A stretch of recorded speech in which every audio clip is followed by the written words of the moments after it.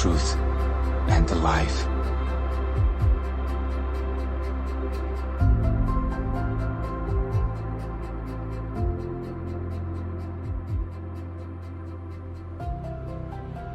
Now Ahab had 70 sons in Samaria. And Jehu wrote and sent letters to Samaria, to the rulers of Jezreel, to the elders, and to those who reared Ahab's sons. Now as soon as this letter comes to you, since your master's sons are with you, and you have chariots and horses, a fortified city also, and weapons, choose the best qualified of your master's sons. Set him on his father's throne, and fight for your master's house. But they were exceedingly afraid. Look, 2 kings could not stand up to him. How then can we stand?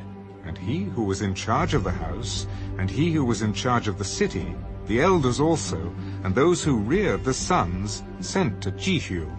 We are your servants. We will do all you tell us, but we will not make anyone king. Do what is good in your sight. Then he wrote a second letter to them. If you are for me, and will obey my voice, take the heads of the men, your master's sons, and come to me at Jezreel by this time tomorrow. Now the king's sons, 70 persons, were with the great men of the city, who were rearing them.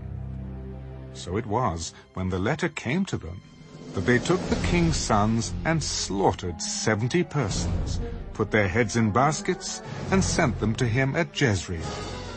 Then a messenger came and told him, They have brought the heads of the king's sons. Lay them in 2 heaps at the entrance of the gate until morning.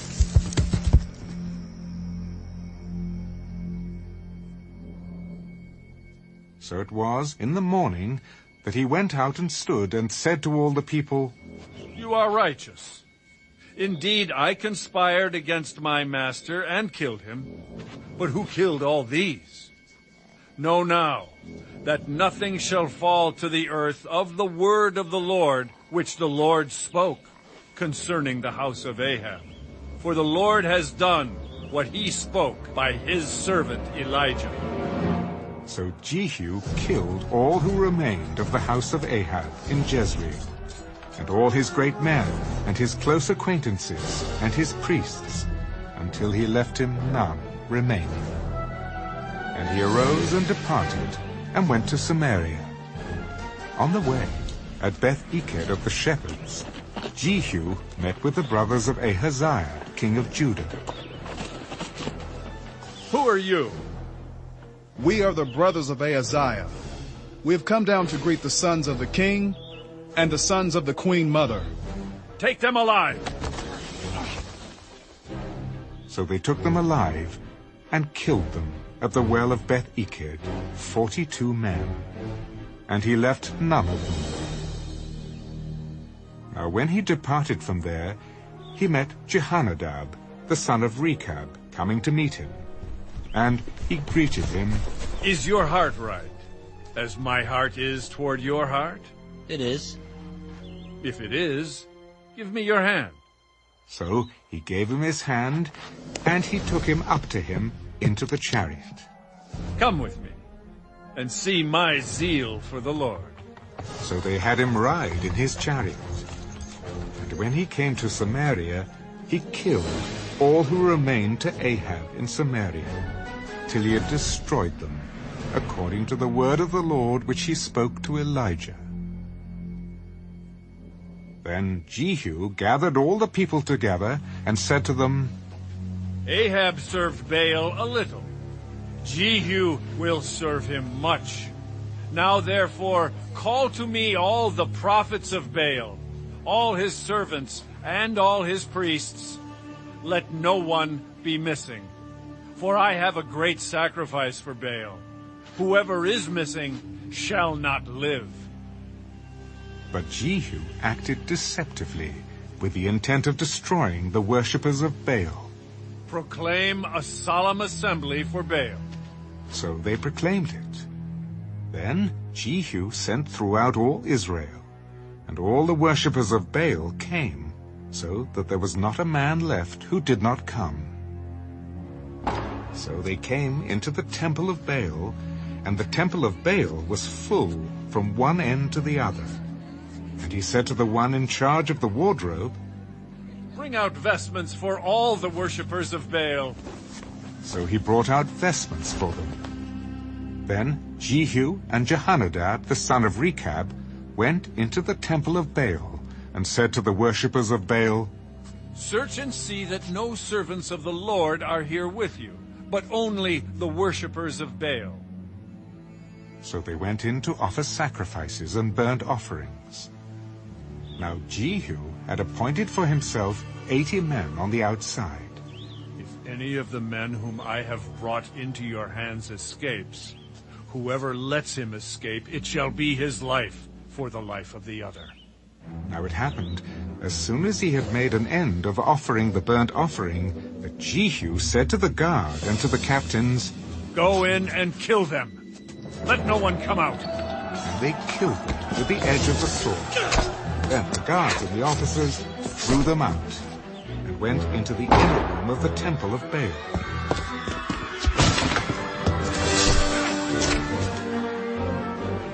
And they brought the sacred pillars out of the temple of Baal, and burned them.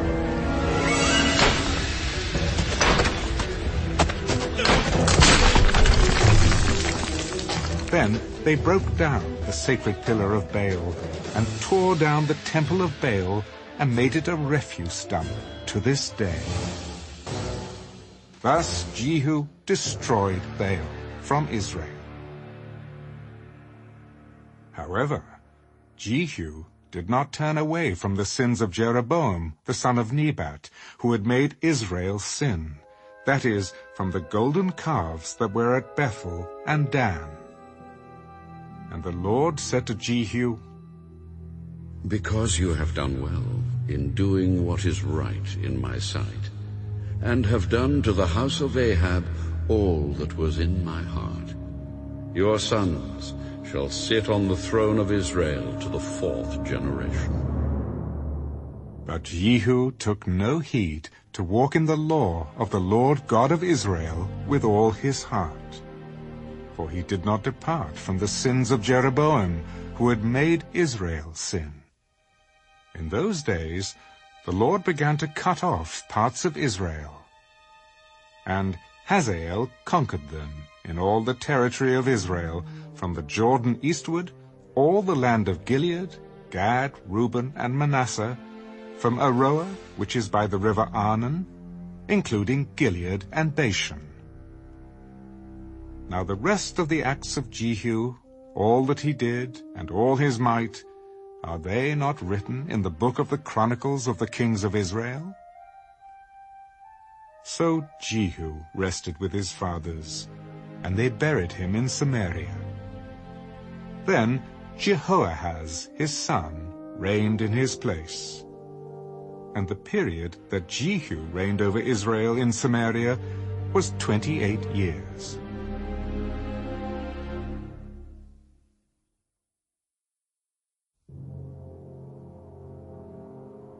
When Athaliah, the mother of Ahaziah, saw that her son was dead, she arose and destroyed all the royal heirs. But Jehoshaphat, the daughter of King Joram, sister of Ahaziah, took Joash, the son of Ahaziah, and stole him away from among the king's sons who were being murdered. And they hid him and his nurse in the bedroom from Athaliah, so that he was not killed. So he was hidden with her in the house of the Lord for 6 years, while Athaliah reigned over the land. In the 7th year, Jehoiada sent and brought the captains of hundreds, of the bodyguards and the escorts, and brought them into the house of the Lord to him. And he made a covenant with them, and took an oath from them in the house of the Lord, and showed them the king's son. Then he commanded them, This is what you shall do. 1/3 of you who come on duty on the Sabbath shall be keeping watch over the king's house. 1/3 shall be at the gate of Sur, and 1/3 at the gate behind the escorts. You shall keep the watch of the house, lest it be broken down. The 2 contingents of you who go off duty on the Sabbath shall keep the watch of the house of the Lord for the king. But you shall surround the king on all sides, every man with his weapons in his hand, and whoever comes within range, let him be put to death. You are to be with the king as he goes out and as he comes in."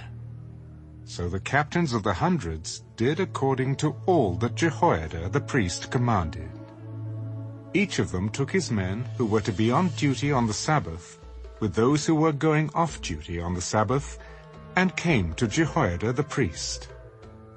And the priest gave the captains of hundreds the spears and shields which had belonged to King David, that were in the temple of the Lord. Then the escorts stood, every man with his weapons in his hand, all around the king, from the right side of the temple to the left side of the temple, by the altar and the house. And he brought out the king's son, put the crown on him, and gave him the testimony. They made him king and anointed him, and they clapped their hands. Long live the king! Long live the king! Now, when Athaliah heard the noise of the escorts and the people, she came to the people in the temple of the Lord.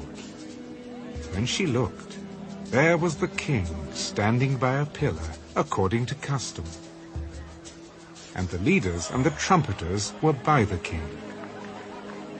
All the people of the land were rejoicing and blowing trumpets. So Athaliah tore her clothes and cried out, Treason! Treason! And Jehoiada the priest commanded the captains of the hundreds, the officers of the army, Take her outside under guard and slay with the sword whoever follows her. for the priest had said, Do not let her be killed in the house of the Lord. So they seized her, and she went by way of the horses' entrance into the king's house, and there she was killed. Then Jehoiada made a covenant between the Lord, the king, and the people, that they should be the Lord's people, and also between the king and the people. And all the people of the land went to the temple of Baal and tore it down. They thoroughly broke in pieces its altars and images, and killed Mattan, the priest of Baal, before the altars. And the priest appointed officers over the house of the Lord. Then he took the captains of hundreds, the bodyguards, the escorts, and all the people of the land, and they brought the king down from the house of the Lord, and went by way of the gate of the escorts to the king's house. Then he sat on the throne of the kings. So all the people of the land rejoiced, and the city was quiet, for they had slain Athaliah with the sword in the king's house. Joash was 7 years old when he became king.